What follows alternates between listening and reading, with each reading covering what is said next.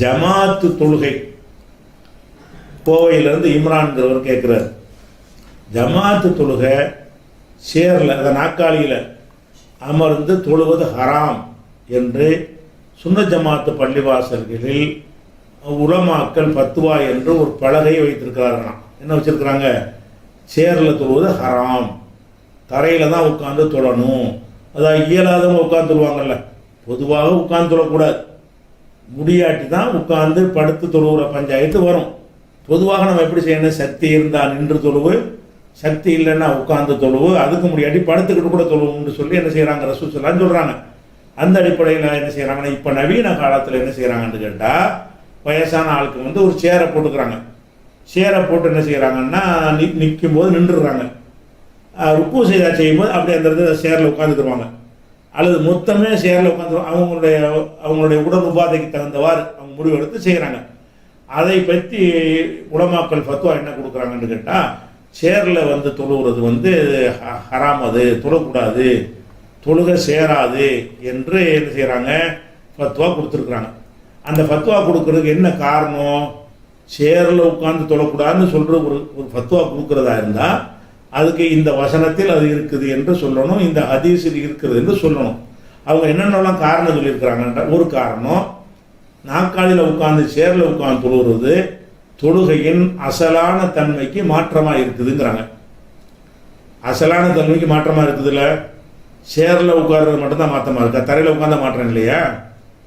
அது காரணம் என்ன கண்டுபிடிக்கிறாங்க? சேரில் உட்கார்றது அசலுக்கு மாற்றம். அசலு இல்லாத இயலாதவன் அசலுக்கு மாற்றமாக தான் செய்வான். ஒழு செய்கிறது, தண்ணியை கொண்டு செய்வது அசல், தயமம் செய்கிறது அசலுக்கு மாற்றம். அதெல்லாம் இல்லைன்றீங்களா?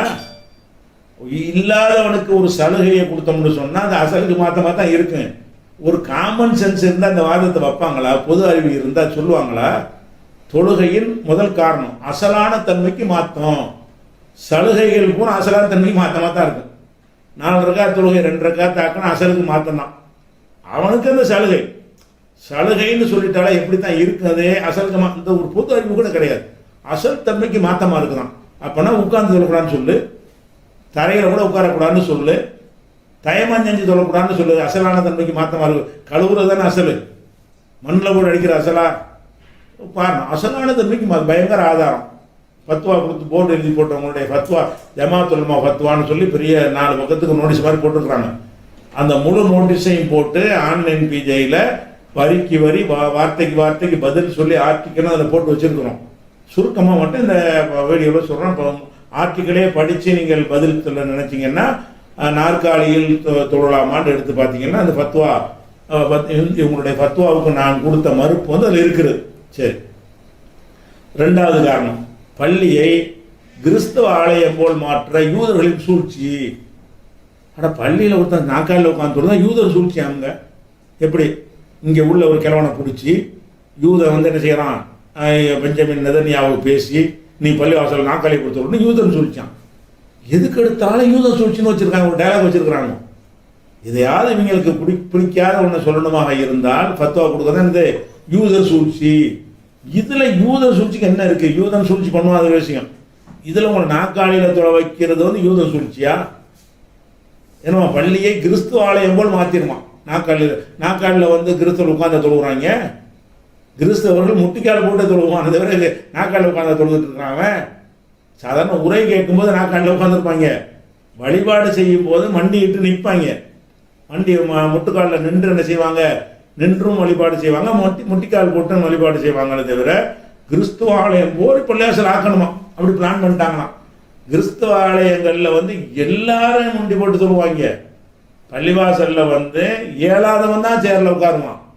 அந்த சிஸ்டம் மாறாது, எல்லாரையும் சேர் போட்டு உட்கார்ற மாதிரியே மாற்றி விட்டாங்க. யூதன் செல்ஜம் இயலாத ஒருத்தன் உட்கார்றான்னு சொன்னால் அதுக்கு உள்ளதை பேசாமல் என்ன செய்கிறாங்க? யூதனுடைய அடுத்த ஆதாரம் 23 குர்ஆன் ஆதாரத்தை காட்டுறாங்க. 23:11 வசனத்தில் தொழுகையில் உள்ளட்சம் உடையவர்களாக இருக்கீங்களா, கோமூல் இல்லாய் காணித்தீன் அப்படின்னு நல்லா சொல்கிறானா. இதுக்கு உள்ளட்சத்துக்கு மாற்றம். உள்ளட்சத்துக்கும் சேருக்கு என்ன மாற்றம்? உள்ளத்தில் உள்ள அச்சம் அச்சம் இருக்க போய் தானுங்க 7ஆம் இருந்து கூட பரிசா தொழுதுக்கு வந்திருக்கிறான். அவனுக்கு உள்ள அச்சம் இல்லாட்டி அவன் ஏன் வர்றான் பள்ளிவாசலுக்கு? ஏறல, நிக்க முடியல, நிக்க முடியாட்டாலும் நான் உட்கார்ந்தாச்சும் தொழுவேன். அதுலதான இறையச்சம் வெளிப்படுது. நல்லா இருக்கிறவையெல்லாம் வரமாட்டேங்கிறான். ஏழாவது ஒருத்தன் வர்றான்னா உள்ளச்சத்தை வந்து அதிகமாக வந்துட்டு இருக்கிறது தெரிகிறது. இவங்க என்ன செய்யறாங்க, உள்ளச்சம் உடையவராக இருக்கணும்னு அல்லாஹ் குர்ஆன்ல சொல்றாங்கம்மா. சேரில் உட்காந்தா உள்ளச்சம் இல்லைன்னு எதை வச்சு சொல்ற? சேரில் உட்காந்தா உள்ளச்சம் இல்லைங்கிறதுக்கு என்னப்பா ஆதாரம்? அவன் உள்ளச்சம் இருக்கிறதுக்கு அவன் வர்றதே ஆதாரம். உள்ளச்சம் இருக்க போய் தான் என்ன செய்யறான், நமக்கு முடியலை இருந்தாலும் உட்காந்தாச்சும் தொழுதுருவோம், சேர போட்டாவது தொழுதுருவோம்னு சொல்லி அந்த 27 மடங்கு நன்மை அடைஞ்சிருவோம்னு வர்றானே, அதான் உள்ளச்சம். உள்ளச்சத்துக்கு வேற என்ன தண்ணீர் காட்டுறான், இதான் ஆதாரம். இதான் 10 வான்னு கொடுத்துருக்காங்க. அதுக்கடுத்து என்ன, ரசூலுல்லாஹ் சொன்ன வாசகம் என்ன? சல்லி காயிமன், நின்று தொழுவு. இப்போ இல்லம் நீ தஸ்தத்தை உனக்கு ஏழல்ன்னு சொன்னா இப்போ காயிதன், உட்காந்து தொழுவு.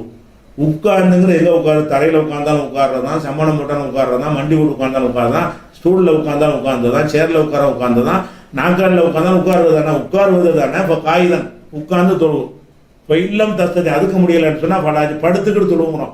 அவள் படுத்துக்கிட்டு தொழுவுனா எங்கடா உள்ளச்சு? அதை சொல்லுங்க பார்ப்போம். சேரில் உட்காரு உள்ளச்சு போயிருங்கிறிய ரசூலுல்லாஹ் என்ன சொல்கிறாங்க? புகாரில் 1117வது ஹதீஸில் சொல்கிறாங்க, இப்போ இல்லம் தஸ்தத்தை அலா ஜன்பின், உனக்கு முடியலைன்னா படுத்துக்கிட்டு. ஒருத்தன் படுத்துக்கிட்டு வீட்டில் தொழுதுட்டு இருக்கான், இது உள்ளச்சமா? அப்படி கேட்பியா? அது உள்ளச்சம் தான். படுக்கும் நிலையில் கூட நான் தொழுகிறேனே, அது உள்ளச்சம். உள்ளச்சம் இருக்க போய் தான் இப்போ நிற்க முடியல, உட்கார முடியல, நான் படுத்துக்கிட்டாச்சும் தொழுது தீர்வேங்கிறானே, அப்படித்தான் நம்ம எடுத்துக்கொள்றோம். அதனால அடுத்து என்ன? இது ஒரு ஆதாரம். ஃபத்வாவுக்கு ஆதாரங்களை பாருங்க, குர்ஆனை அள்ளி போடாம பைத்தியக்காரத்தனமா உளறி உளறி ஆதாரம் காட்டுறாங்க. அடுத்து என்னன்னு கேட்டா, தொழுகை என்பது முற்றிலும் தன்னை மறத்தல் ஆகும். நாற்காலியில் அமர்ந்தால் அது வராது. தொழுகைன்றாலும் என்னவா? தன்னை மறந்துடணுமா? இப்படி இஸ்லாத்தில் இருக்குதா? தன்னை மறக்க முடியுமா? தொழுகைண்டா தன்னை மறத்தல்னு வருமுன்னா அப்போ ரசூலுல்லாஹ் 4 ரக்காத்து தொழுகை 2 ரக்காத்து தொழுகாங்க, தன்னை மறக்கலையே.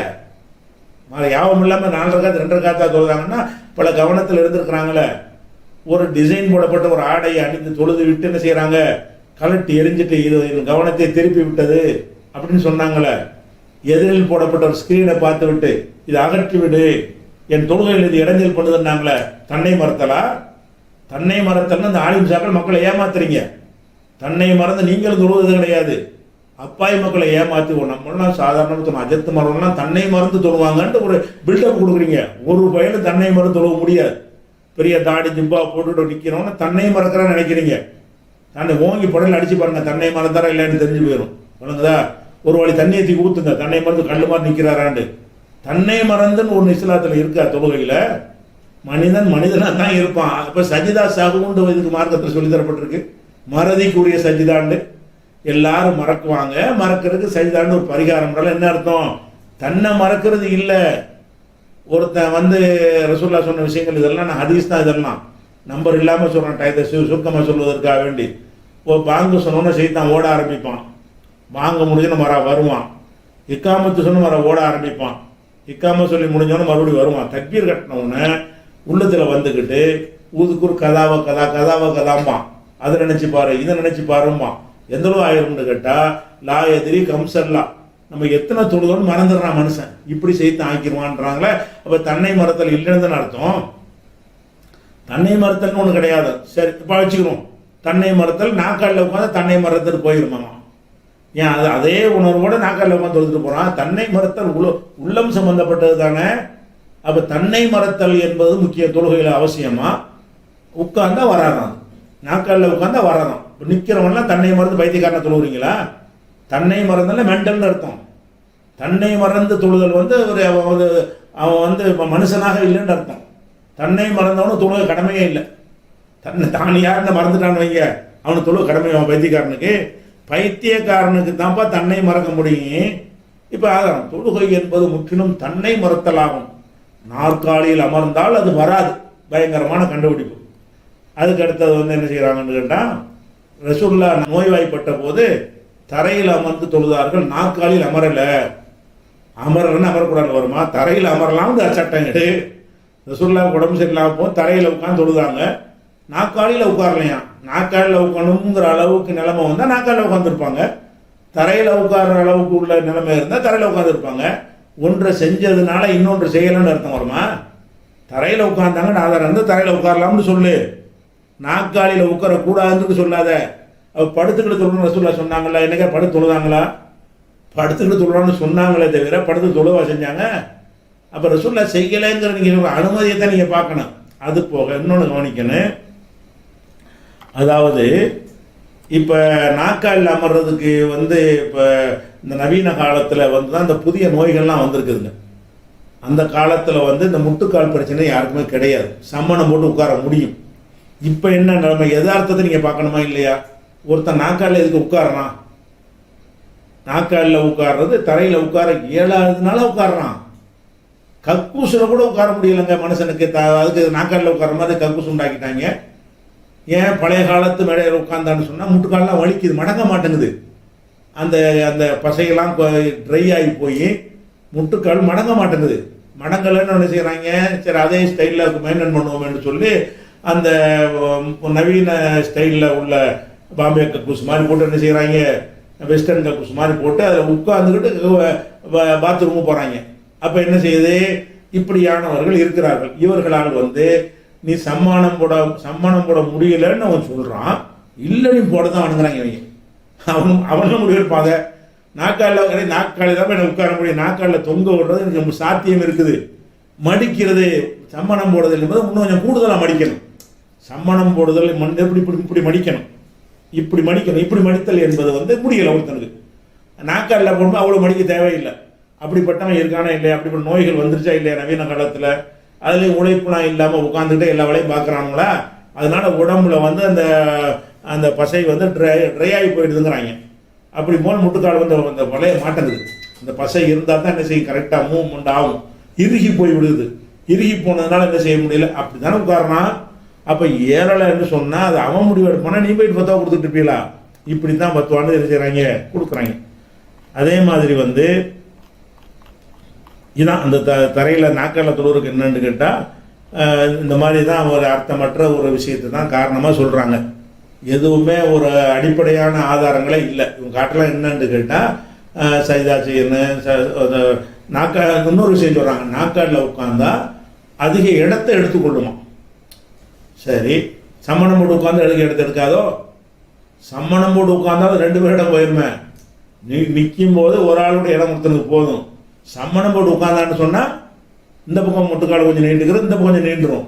அப்படி தள்ளி தான் மக்கள் நிற்பாங்க. அப்படின்னா அது சம்மணம் போட்டு உட்கார்ந்தாலும் தானே 2 பேர் இடம் போகுது. அதை இடத்த வச்சுக்கிட்டு சட்டம் போடுறாங்க. ஏழைங்கிறதுக்கு ஒன்று செலவு கொடுத்தா கொஞ்சம் முன்னப்படி தான் நாங்கள் இருக்கு. இப்போ உதாரணமாக இப்போ ஃப்ளைட்டில் போகிறோம். ஃப்ளைட்டில் போகும்போது நடந்து போய் ஒன்றில் ஏறிட்டு போகிறோம். இயலாத ஒருத்தனுக்கு வீல் சக்கரத்தில் ஏற்றிட்டு போய் ஃப்ளைட்டில் ஏறி உட்கார வைப்பாங்க. ஜாஸ்தி இடம் போகும். அது பார்த்தா அது என்னன்ற பேர் உனக்கு என்ன பஞ்சாயத்து பேர்? அப்படி தான் இருக்கும்னா. கலைஞர் இருந்தார், அவர் ஒரு இடத்துக்கு கொண்டு வந்தால் 3 பேர் இடம் அவருக்கு தேவைப்படும். இப்போ சாதாரணமாக ஒரு சேரில் உட்காந்துட்டு போயிடுவார். அவர் வயசான காலத்தில் என்ன செய்வாங்க, அதுக்குன்னு ஸ்பெஷலாக இருக்கலாம் தயார் பண்ணி அதை ஒரு காருங்கிற அளவில் அதெல்லாம் தயார் பண்ணி ஒரு ஸ்டேஜில் கொண்டாந்து ஏற்றுவாங்க. அது 3 இடத்த பிடிச்சிக்கணும். அப்போ அதிக இடத்தை பிடிக்கிறதுனா அதிக இடத்த பிடிக்கிறதுக்கு அது என்ன பிடிக்கும்? இதெல்லாம் ஒரு ஆதாரமான. சேரில் உட்காந்தா நிற்கிறத விட அதிக இடம் தான் தேவைப்படும். அதை நம்ம பார்க்கணுமா? இயலாதவனுக்குரிய வழி அதுதான் பார்க்கணுமா? இயலாததுக்கு தானே இந்த சலுகை மார்க்கத்தில் கொடுக்குறோம். இயலாதவனுக்கு கொடுக்கும்போது நாக்காலில் ஹராமு தொழுவாதீங்கன்னு சொல்லிலாம் பஞ்சாயத்து. என்ன இது பஞ்சாயத்து பண்ணுறீங்க? நாக்காலில் தொழுகிற ஆளுக்கு என்ன செய்கிறாங்க, அழகாக நிற்கிறாங்க. அப்புறம் முட்டுக்காலை மடிக்கணும்னு நிலை வரும்போது உட்காந்துக்கிறாங்க. உட்காந்துக்கிட்டு குனிகிறார்கள். சஜிதாவுக்கு இன்னும் கொஞ்சம் கூட குனிகிறார்கள். இதில் என்ன உங்களுக்கு ஒரு மேட்டரை தப்பை கண்டுபிடிச்சிட்டீங்க?